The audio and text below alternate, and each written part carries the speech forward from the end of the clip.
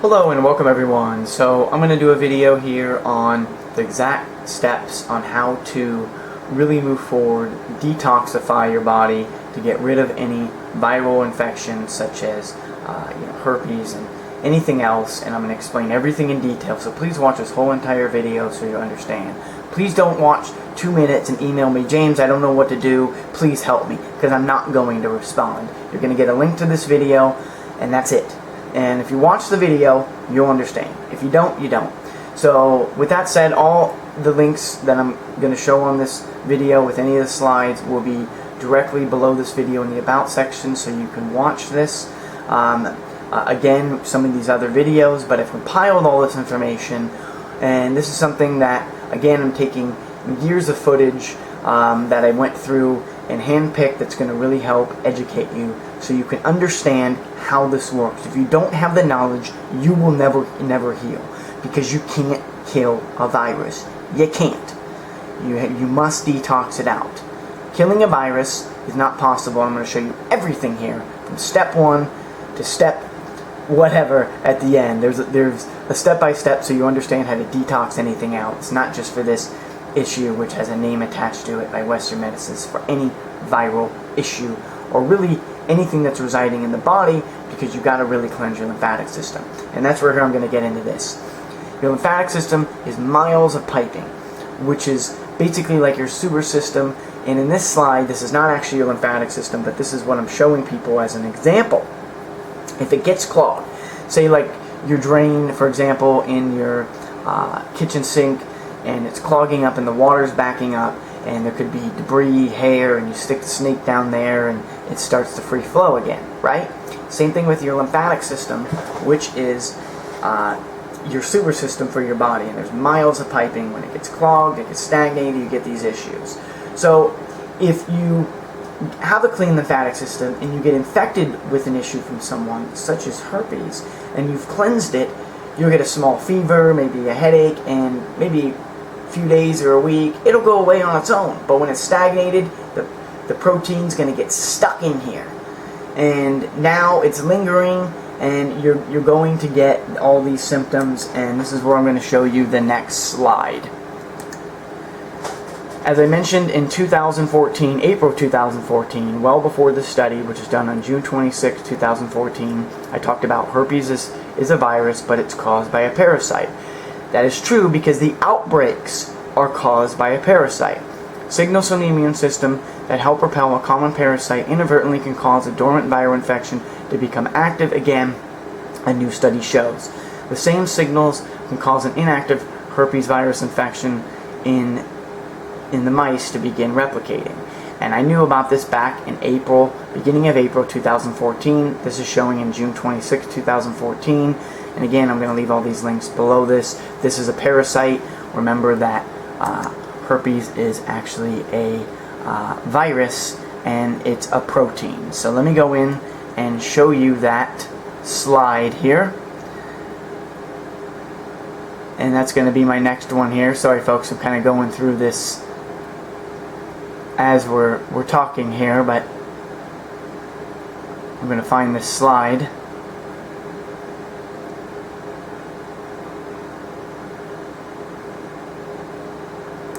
Okay, here we go. So, all viruses contain nucleic acid, either DNA or RNA, but not both. And a protein coat, which encases the nucleic acid. Some viruses are also enclosed by an envelope of fat, protein molecules in its infective form outside the cell. A virus particle is called a virin. So here's a virus. See how it has all of this protection here because it's a protein. It's a protein coat.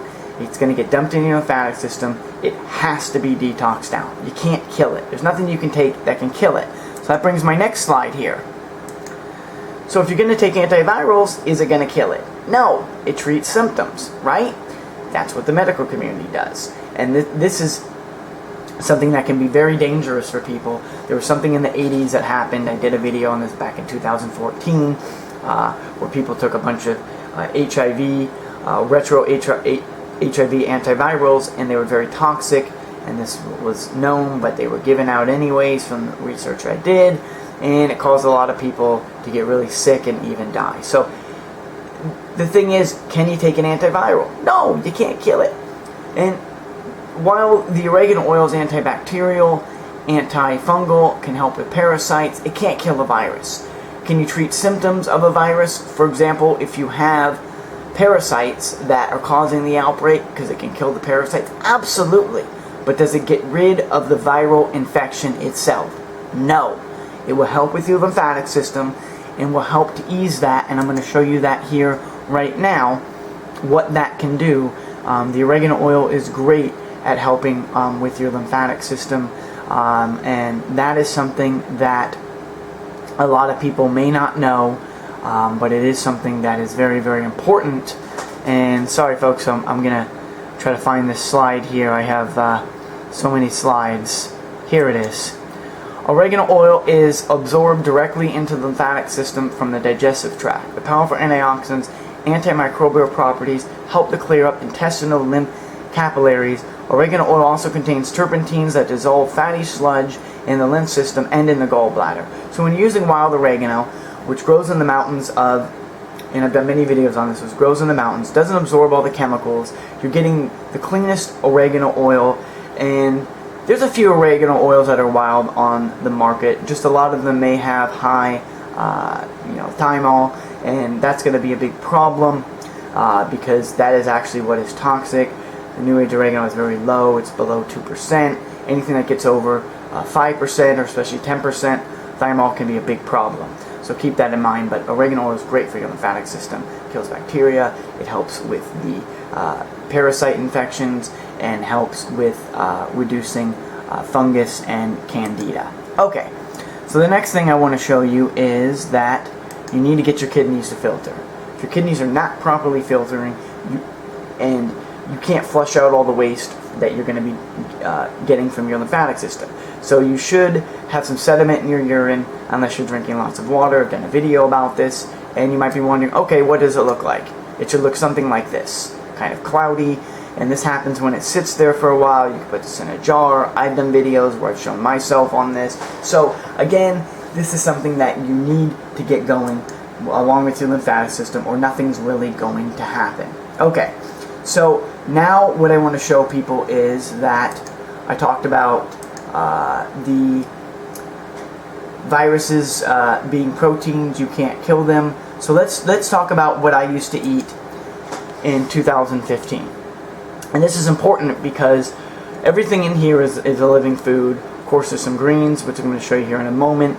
It's not something I do, but anymore, they're not bad for you. They don't stop the process. But as you can see here, this is walnut butter. I don't do that anymore. So I learned as time went on. And I also did a video back in February 2015 that showing a lot of fruit and living foods, but then I talked about goji berries and things like that. Unless they're fresh, I would avoid them because dried foods can feed the issue because it feeds parasites. However, when you're looking at nature, it has everything intact, and fruit doesn't have any sugar. It's fructose, and that doesn't cause the problems. So that is a misconception. Processed sugar, processed foods, all of that cause the problems, not the fruit. And here is why. So let me show you this. All berries, fruits enhance the detoxification. And I'll leave the link to this. This was done on December 22nd, 2017. So as you can see, I've compiled all this information over years of doing this myself and learning. Herbs, if they're fresh, are okay. For the first 30 days, I recommend everyone to just go on fruit. And you can do some fresh herbs such as cilantro, mint, dill, that's fine. Green leafy greens, you could even do a few. They don't stop the process. However, vegetables will. They'll slow it down. They don't stop it. Starches stop it. That means cooked foods such as potatoes. All nuts and detoxification stops the process. Proteins such as dairy, grains reverse it. So you go in the reverse way. Can you eat meat, once a month or every few months? Yeah. But don't make a habit of it, because while you're detoxing, you don't want to go in the reverse mode. All cooked foods stop the detoxification. So don't eat any cooked food at all. Nothing cooked. Nothing heated, because that's the problem. It's not about nutrients, it's about stopping it. When your body's trying to heal, it needs the fresh living fruits. So with that said, herbs after 30 days. You can use the oregano oil. That's my favorite for lymphatic system. Milk thistle is great. As I've learned about Chinese medicine, I've known about this years ago, but I never really promoted it until about a year ago. But those are some of the herbs that can help. Again, dosages will vary. For the oregano oil from New Age, it's very strong. It's undiluted. It's 1 to 3 drops per time you take it. For me, for example, I'm taking it right now. I've been doing this since August. Sorry, not August. From the 1st of this month, which is October, and I have been taking 2 drops 3 times a day, 2 while I'm doing intermittent fasting, and then 1 several hours after I eat, which is another 2 drops again, total of 6 a day. That's what I'm doing. You don't need to take a lot. Milk thistle is about 1/8 of a teaspoon once a day. You could go a little bit more than that, but my experience with milk thistle is don't do a lot of it. Look for something that's a really high quality powder. That's been my experience with it. Okay, so now you know about that. Let's get into what I want to talk about now about intermittent fasting. Intermittent fasting is huge. This means that you're only eating in a short period of time throughout the day. It's popular with the 16-8, where you fast for 16 hours and then you eat for 8 hours. I suggest only eating twice in that 8 hours though. I know a lot of people want to eat that whole 8 hours. That's not what I'm telling you, because that's not going to help. The more insulin you're creating, the more problems you're going to have, and the longer this process is going to take. So 3 meals a day, 5 meals a day, that's 20, 30 years ago science, and that's old and that's outdated and that doesn't help. And that's also helping to spike diabetes problems because of all the insulin. So you want to do intermittent fasting, and you want to start slow. If you have a diabetes issue or blood sugar issue, you need to take this slow. This is not medical advice. I don't want to see anyone come back to me and say, James told me to fast and I did it and I had to eat but I didn't want to do it. Always listen to your body. Listen to your body.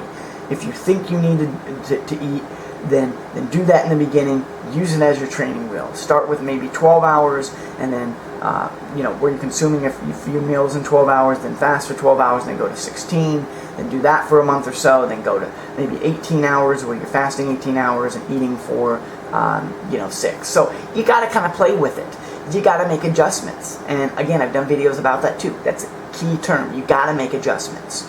So I can give you the tools, I can bring a horse to water, but I can't make the horse drink.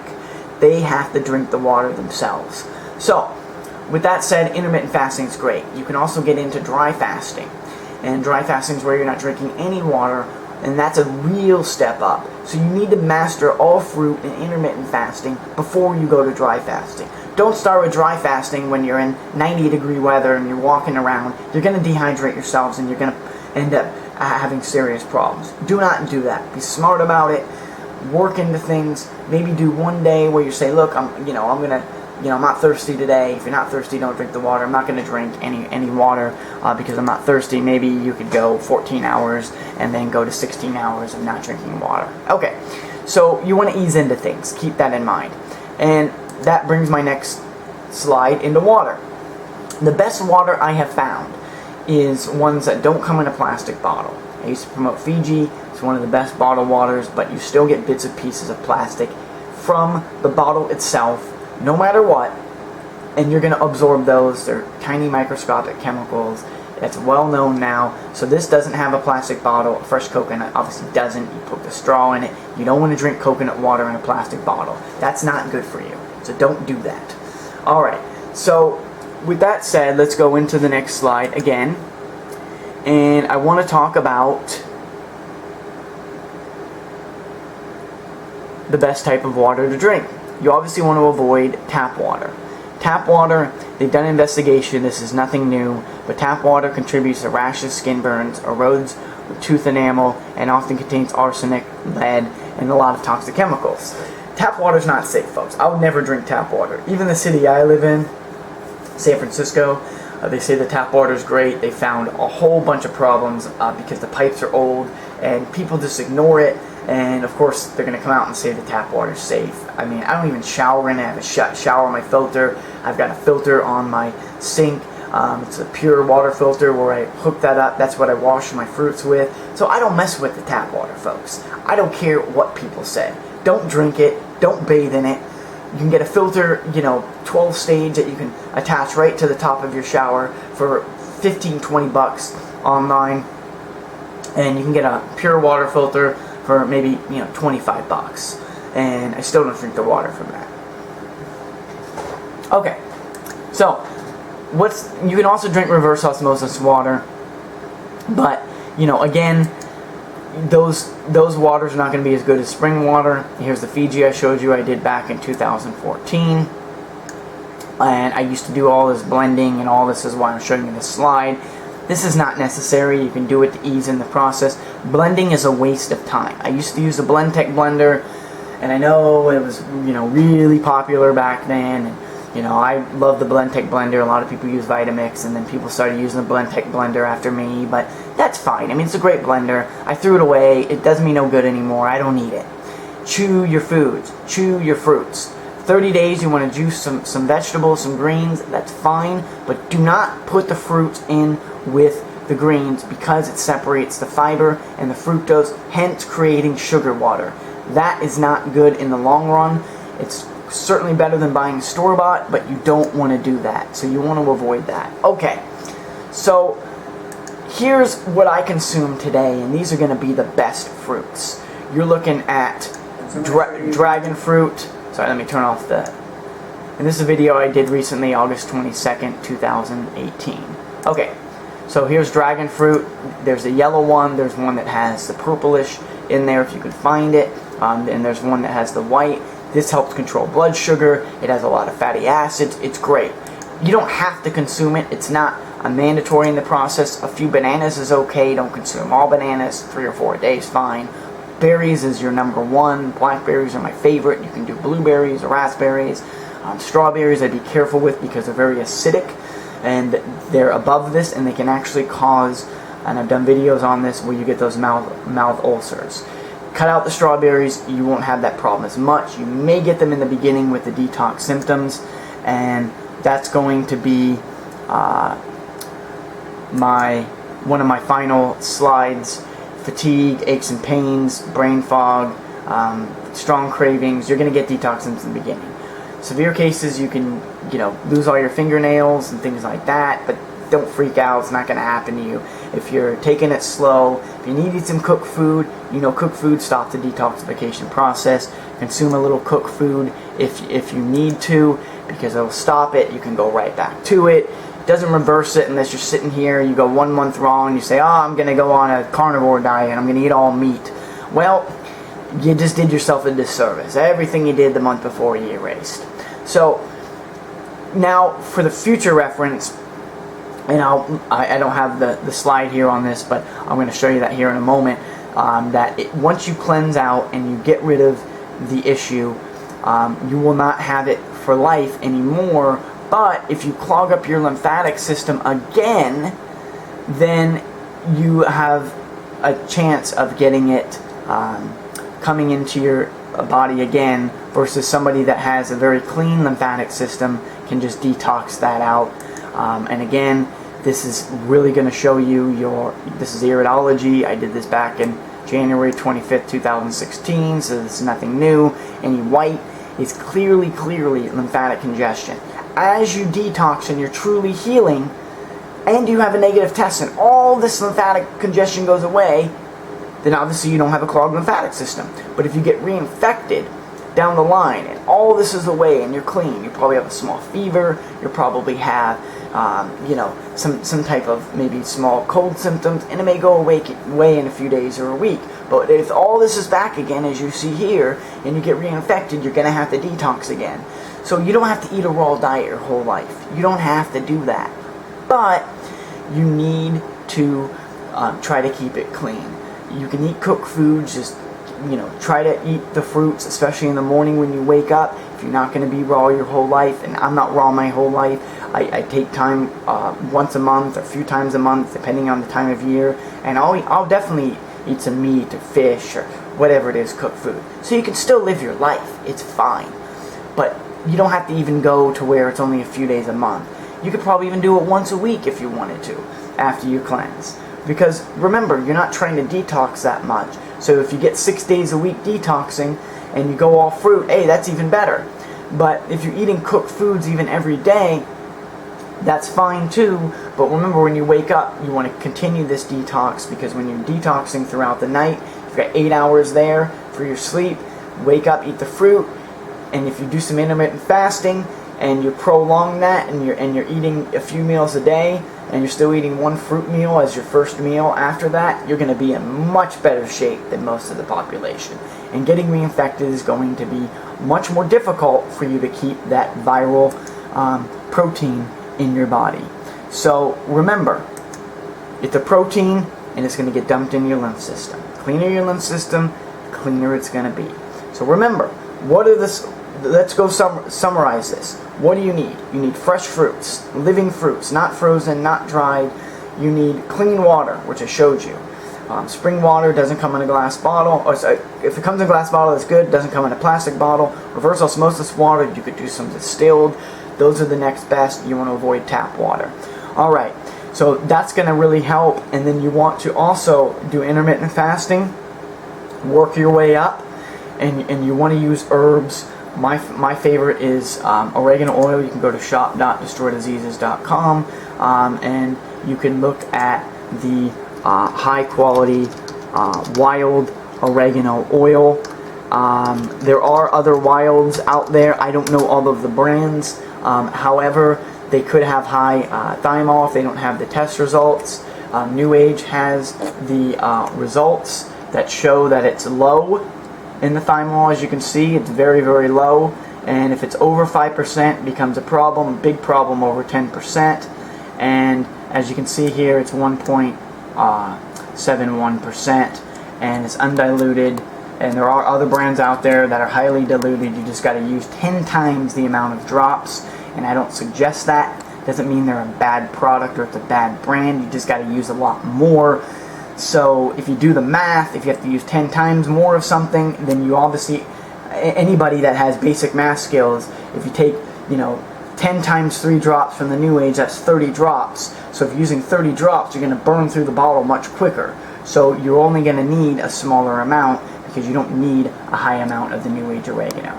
Alright folks, keep moving forward. I'm going to end this video. Sorry it was a little long. All those links will be below this. Hopefully you watch the whole entire video. Shouldn't have any problems. Any questions, let me know, and I'll do future videos. But don't ask me what to do. I just showed you step by step. Thank you so much. Bye-bye.